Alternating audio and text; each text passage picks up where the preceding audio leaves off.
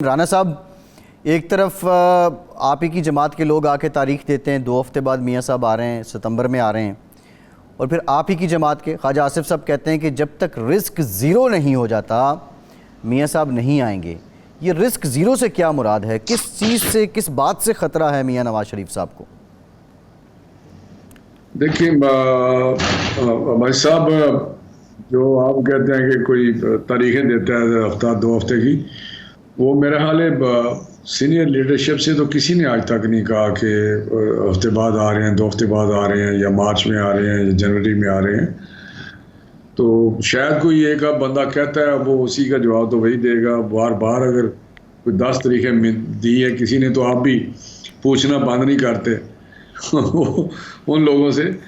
तो बाकी जो पार्टी की पॉलिसी रही है वो यही है कि मियाँ साहब ने खुद डिसाइड करना है कि जब पार्टी की ख्वाहिश ज़रूर है कि वो जल्दी से जल्द आएँ, ताकि उनके बगैर पार्टी उतनी ताकतवर नहीं है जितनी कि उनके फिजिकली। राना साहब, पहले तो डॉक्टर्स ने डिसाइड करना था।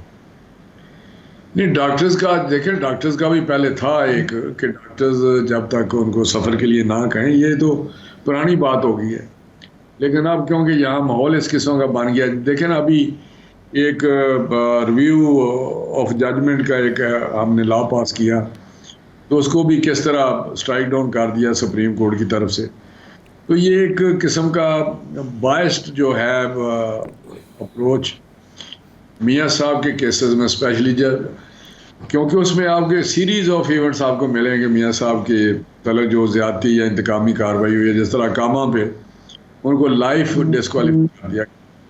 तो ये चीज़ें आपके सामने हैं। तो मेरा हाल है ख्वाजा आसिफ साहब या हमारे पार्टी का यही ख्याल है कि उनको उस वक्त आना चाहिए जब वो वाकई इलेक्शन शुरू हों और वो इलेक्शन कैंपेन में पार्टी को लीड कर सकें।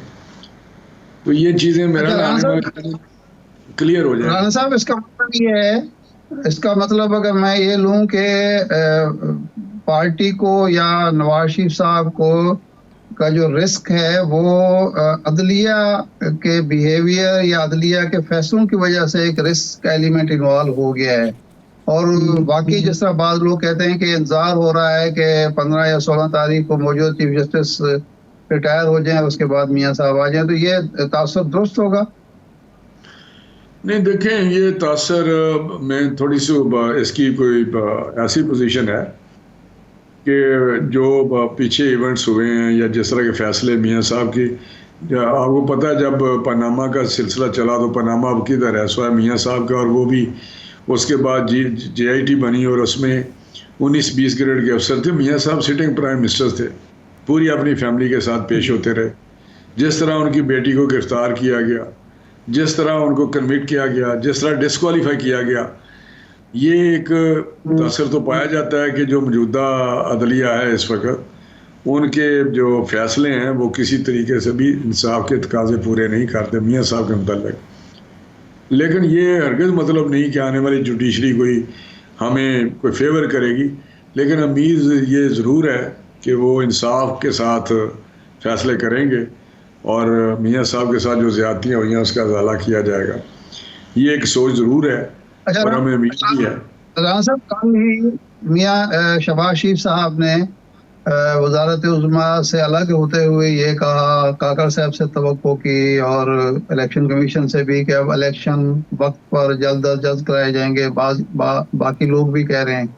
लेकिन जब आपने मरदमशुमारी के नताइज का ऐलान कर दिया तो लोगों ने यही समझा कि इलेक्शन के इल्तवा की बुनियाद आपने खुद रख दी है। अब इलेक्शन कमीशन 3 दिन हो गए हैं, बल्कि ज़्यादा अब तो दिन हो गए, अभी तक 1 हफ्ता गुजरने के बावजूद तारीख ही नहीं दे रहा। तो अब ये इलेक्शन कमीशन की सवाबदीद पर आपने सारा मामला छोड़ दिया। उसकी मर्जी, वो इस साल इलेक्शन कराए, अगले साल कराए। आइन, जमहूरी तकाजे, जमहूरी रिवायात, इनकी कोई हैसियत नहीं बाकी रहने दी गई। नहीं, अर्शाद साहब, आप तो मेरा हाल बहुत समझदार हैं। जो दो चीज़ें हैं। एक ये है कि अगर सेंसस नोटिफाई हो गया है तो एक रिक्वायरमेंट, कॉन्स्टिट्यूशन रिक्वायरमेंट है कि वो डिलिमिटेशन करें। ये ऑब्लिगेटरी है, ये ऑब्लिगेशन है, कॉन्स्टिट्यूशन ऑब्लिगेशन है। और अगर वो डिलिमिटेशन होती है नहीं तो उसमें 3 से 4 महीने लग सकते हैं, मिनिमम 3 महीने या 2.5 महीने लग सकते, वो इलेक्शन कमीशन पे है।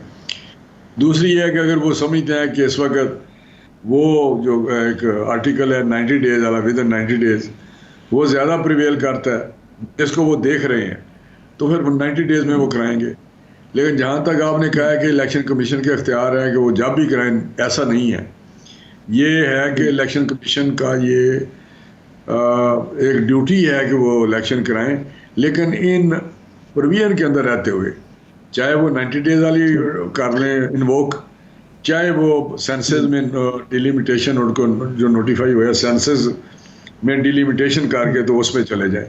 अगर वो उसमें जाएंगे तो मैक्सिमम जनवरी का एंड या फरवरी बनता है, तो फिर फरवरी से आगे मैं इलेक्शन नहीं देख रहा। ये नहीं है कि वो अगले साल कराएं, 2 साल कराएं, 3 साल कराएं, वो इलेक्शन कमीशन की पावर नहीं है। डिलिमिटेशन में अगर किसी सूबे की सीटें बढ़ जाती हैं तो फिर तो आपको आइन में तरमीम करनी पड़ेगी, और असेंबली मौजूद नहीं है, ये तो एक नया एक पेंडोरा बॉक्स खुल जाएगा। हाँ, मुझे वैसे इसकी लीगल जो इंटरप्रिटेशन है मुझे नहीं पता, लेकिन ये बात ज़रूर है कि डिलिमिटेशन जो इस वक्त सेंसेस हैं, फाटा को अगर इसमें शामिल करें तो उसमें मे भी ऐसी सिचुएशन हो। लेकिन मुझे बताएं, जब एक प्रोविजनल सेंसस थे 2018 में, वो प्रोविजनल थे जिस पे हमने अमेंडमेंट की कॉन्स्टिट्यूशन में, और वन टाइम हमने उस पर इलेक्शन करवा दिए डिलिमिटेशन करा के जी।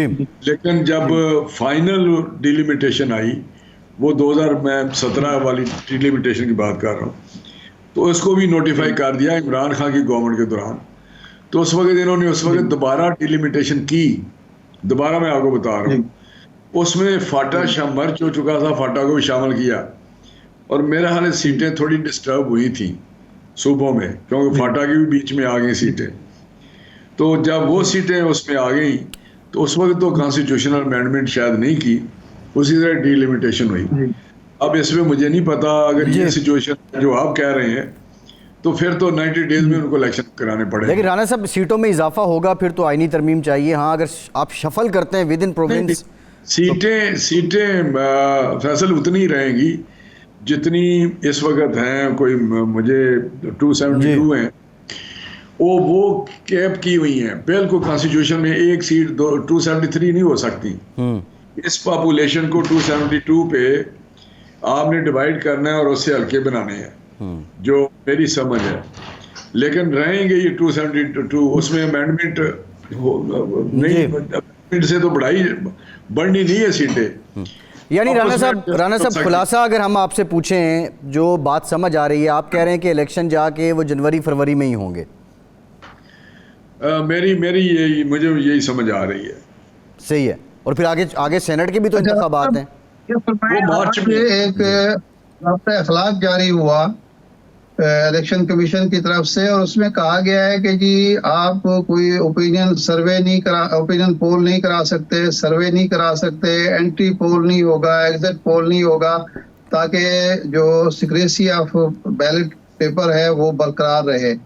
तो ये भी एक अजीबोगरीब कदगन है कि सारी दुनिया में अखबारात, मीडिया हाउसेस सर्वे करते हैं, लोगों को पता चलता है कि उनकी राय किसी जमात के बारे में, किसी फर्द के बारे में क्या है, उसकी वजह से उस फर्द को या उस जमात को मौका मिलता है अपनी पॉलिसी तब्दील करने का।